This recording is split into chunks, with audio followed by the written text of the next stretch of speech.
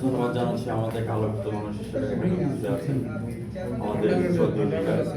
আপনাদের যারা আছেন আপনাদেরকে আমি আমার ব্যাগে জেনে নিলেন এবং প্রথম দিগন্ত থেকে আপনাদেরকে ধন্যবাদ জ্ঞাপন করছি। আমি সাংবাদিক পড়াতে আপনাদের শুনে আছি। আমি সর্বপ্রথম জানতে যাচ্ছি আজকের এই বিশেষ দিনে স্যার আপনার অনুভূতিটা কেমন লাগছে সে কথাটা জানিয়ে দিন। তুলে ধরবেন, আমি সাংবাদিক পড়া সাহেব আপনার সঙ্গে আছি। আজকের অনুভূতি আসলে কি বলবো, বলার অপেক্ষা রাখেন না। আজকে যে টিভিতে রেজাল্ট দেখছি আমরা, দেখা আমাদের অনুভূতি আসলে উচ্চ পর্যায়ে চলে গেছে, মানে সর্বোচ্চ পর্যায়ে, যেটা আমরা কি বলবো ভাষায় প্রকাশ করতে পারবো না। আমরা 17 বছর পর একটা সুন্দর নির্বাচন পেয়েছি।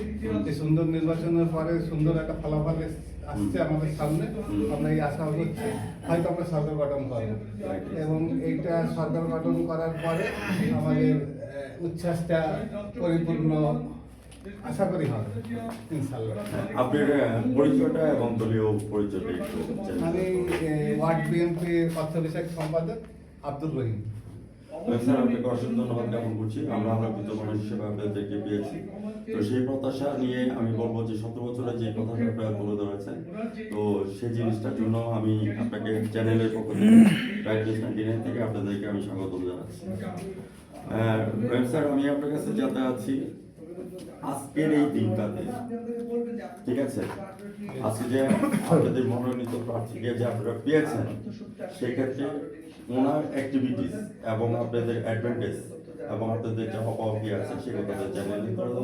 শ্রদ্ধেয় রয়েছে আমাদের যশোর 3 সদর আসনের প্রার্থী অনন্ত ইসলাম আমি, ওনার কথা বলে তো শেষ করা যায় না।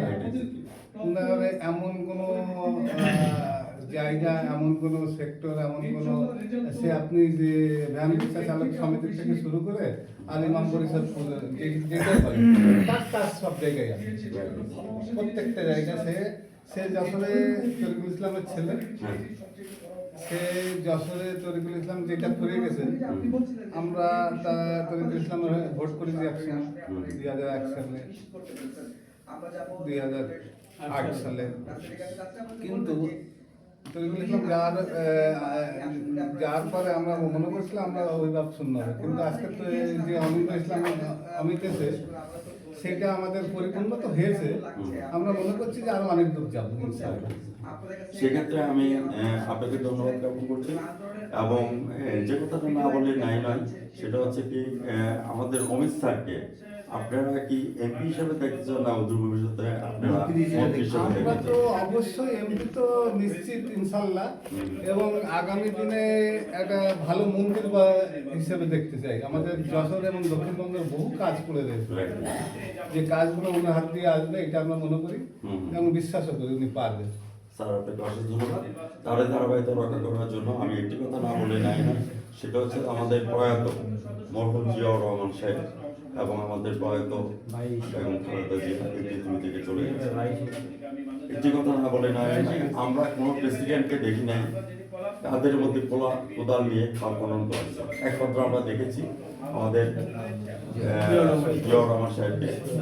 আজকে যদি উনি তাহলে কি অবস্থা হতো, সেই কথাটা আমি স্যার খাল খনন নিয়ে কথা বলবো। শহীদ প্রেসিডেন্ট জিয়াউর রহমানের আপনি যদি খাল খনন কেন বলেন, বাংলাদেশ প্রতিষ্ঠা দেওয়া থেকে শুরু করেন, তার হচ্ছে যে স্বাধীনতার ঘোষণা, তারপরে যে বাংলাদেশের দুর্ভিক্ষ 74, তারপরে উনি যখন আসলেন তখন সেইটা আপনার যে বাংলাদেশের তলাবিহীন ঝুড়ি থেকে আস্তে আস্তে আস্তে আস্তে মাত্র 2 বছরে কোথায় নিয়ে গেছিলেন, সেইটা বাংলাদেশের ইতিহাসে একটা মাইল ফলক হয়ে গেছে। তার দল একটা প্রতিষ্ঠিত জায়গা আছে। তার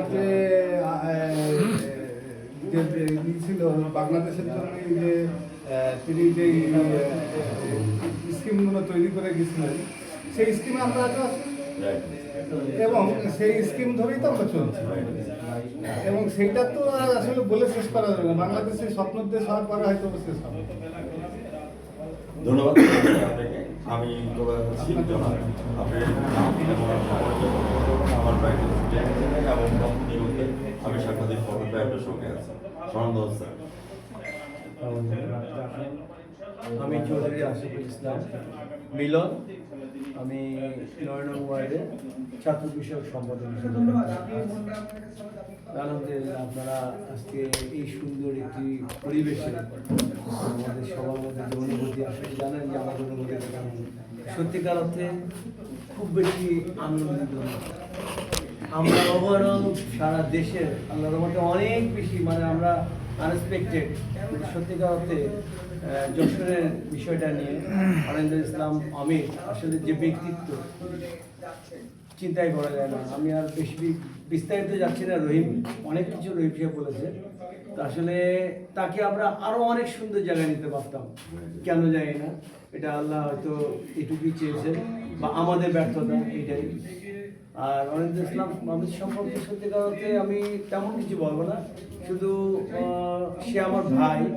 আমি তো একটু বলতে চাই যে আল্লাহর রহমতে তার কিন্তু পিছনে তাকানোর সময় নেই, তার কিন্তু কোনো কিছুর অভাব নেই, সে কিন্তু দিতে এসেছে। আমি প্রথম থেকে অনেক যখনই জানতে যে আমি রাজনৈতিক বক্তৃতা অত ভালো পারি না, সে কিন্তু দিতে এসছে, নিতে আসে। সে নিতে এসছে একটা জিনিস যদি আল্লাহ দেয় সেটা হচ্ছে সম্মান, আর কিছু নিতে আসেনি, সে দিতে এসছে। তার কিন্তু যথেষ্ট আছে, অনেক পরিশ্রম। সে কিন্তু আমরা সাধারণ মানুষ অনেকে বুঝি না যে অনিন্দ ইসলাম অমিত আসলে কি করে।